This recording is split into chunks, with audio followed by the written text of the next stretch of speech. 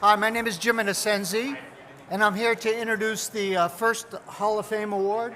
But before I do, my former business partner, John Maddox. Hello, everybody. So Jimmy asked me if I would introduce this tribute to Steve Sandler. I had the honor of being able to call him my mentor and my friend, and for a brief period, even my business partner. So it's a real honor. Those of you who didn't know Steve, he was an inspired, funny, creative genius. He was a friend to everybody he worked with, mostly. Yeah. And this is really a great tribute to him, and maybe we should just take a look at it. Yep. The modest guy here is Jim Inasenzi, and the gray hair here is Steve Sandler. The two of them together, whether laughing, playing, or working as a team, were comrades, and yet they were more than mere friends. With over 25 years between them, they were family. Hi, I'm Jim Inasenzi, and I'm really excited to be able to talk about Steve Sandler, my business partner for a bunch of years. What Steve was known for was he was a creative director for Vote Republican for a Change, the most successful Republican Party ad campaign ever. We picked up 34 seats in the House, 12 in the Senate. We took control of the Senate, and of course, we helped Ronald Reagan get elected president of the United States. So how did he do it? I'll give you 8 reasons. Number 1, Steve understood that emotion motivates people. You have to motivate people in order to get them to vote. Number 2, Steve knew never let the pollster write the commercial. They're not good writers. And they try to jam a million different facts into it. Who's going to remember that? Nobody. Okay, probably the best thing about Steve, and number 3, is he was a great writer. Steve knew how to write how people speak. That's what made his ads so good. Number 4, make ads that people remember. There's a million ads out there. You see 10,000 messages a day. You got to make ads that people remember. He actually did a dancing hamburger ad one time for Bordenburger.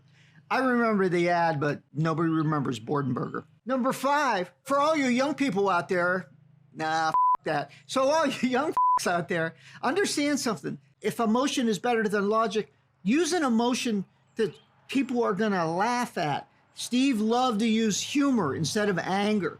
Steve always found something funny about an opponent, and we used to use it. But once you get people to laugh at your opponent, they're dead. All right, number 784. Don't offend the voters, right? I mean, they got better things to do than watch your commercial, so don't offend them. And Steve never did that. That's why humor works so well. Number 7, Steve understood the working man. He came from a blue-collar family. He understood what it was to struggle. Probably one of the best lines he ever wrote was basically, if the Democrats are so good for working people, how come so many people aren't working? What the number are we on? Fact number 8, Steve also understood the American dream. He understood that hardworking people are trying to better themselves. And the more we stifled the American dream, the less chance they had. So he always was able to appeal to people and talk about the American dream. His ads always had that thread to them, and it was beautiful. So if you're listening from heaven, old boy, and I hope you are, congrats, Steve.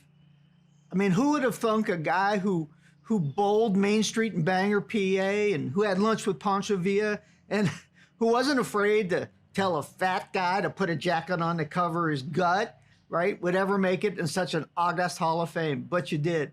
You know, richly deserved, and I love you, buddy. He was an inspiration. He was a great writer. He was just the funniest guy on the planet, and man, he could drink a bourbon or two every once in a while, but that's not why I'm here. So the new Hall of Fame member, Steve Sandler, here to get the award is his son, Michael. Michael Sandler, come on up, bud.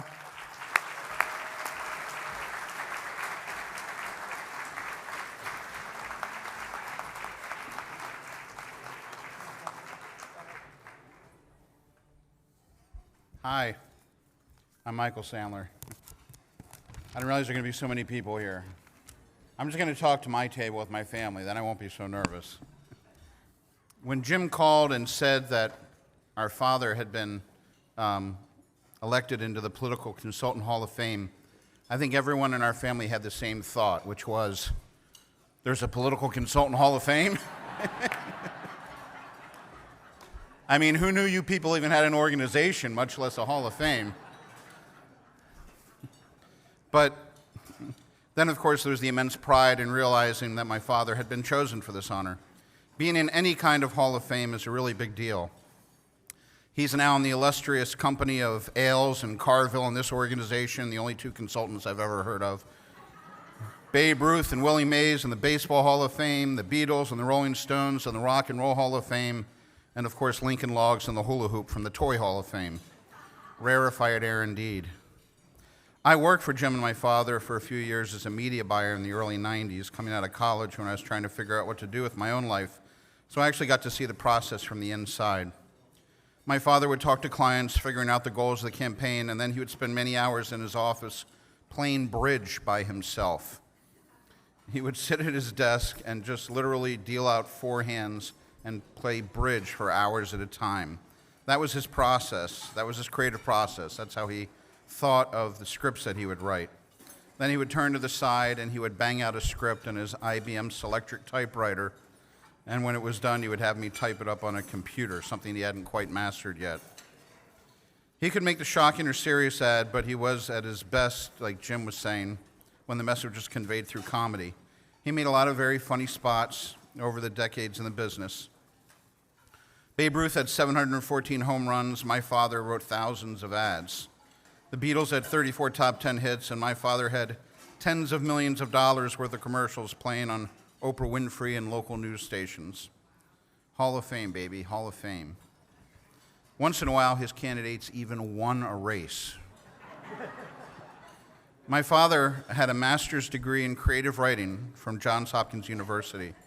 He was a newspaper reporter early on. He worked for the governor of Ohio and then the National Republican Congressional Committee before he and Jim went out on their own. He wrote many works of fiction, many books. He was an intelligent, thoughtful man who came up with a huge amount of creative, hilarious material over the years. He loved to laugh, and that's what we've always remembered him for in our family.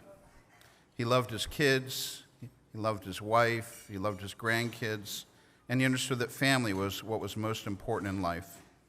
I saw him interact with a lot of people, and they all liked him, and they all enjoyed being around him because things were just a little bit funnier when he was around.